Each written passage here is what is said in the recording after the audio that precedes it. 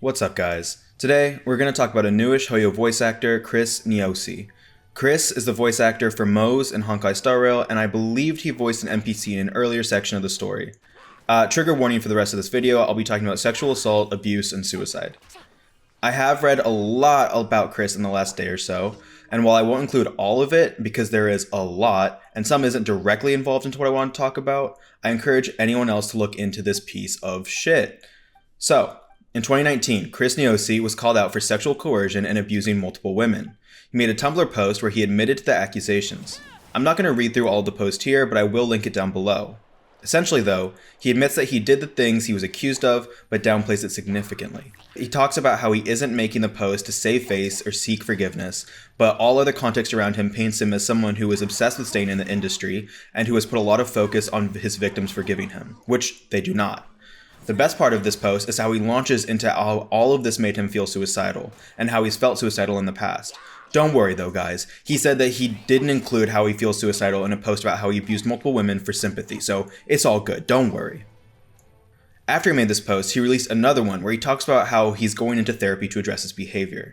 For some people, this was enough to warrant a second chance, and for others, including those involved, this was another slap in the face.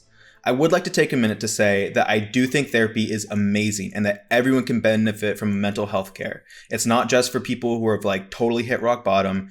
Everyone can use a tune-up. I would also like to say that therapy is usually the go-to for manipulative assholes to give themselves some credibility to tell people that they've changed. Therapy is a resource where you get out what you put in. It's not a cure for being a piece of shit. You can go into therapy and lie and deny and you aren't any better of a person. But you can say that you went to therapy now.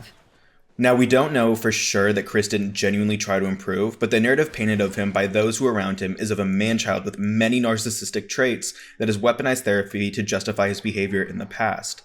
Chris's exes, roommates, and friends have responded to his statements by talking about how Chris has defended multiple other abusers and rapists, at most distancing himself from them only when it was beneficial for his career to do so.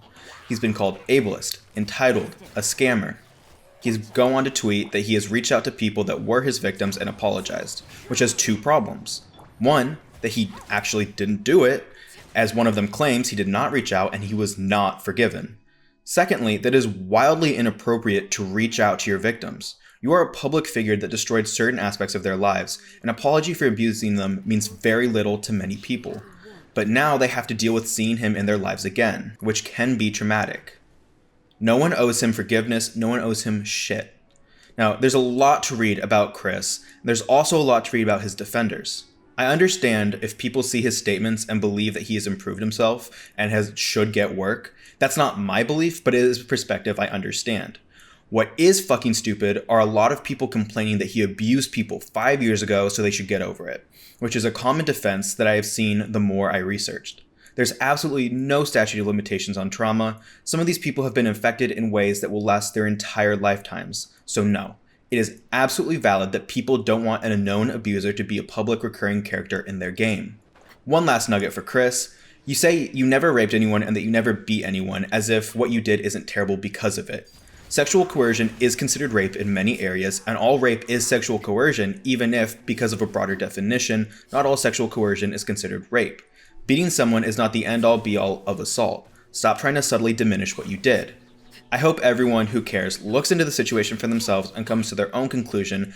I'm just here to give a brief overview that is biased with my personal takes on why people don't want Chris Niosi voicing Mose in Honkai Star Rail. I'll see you later.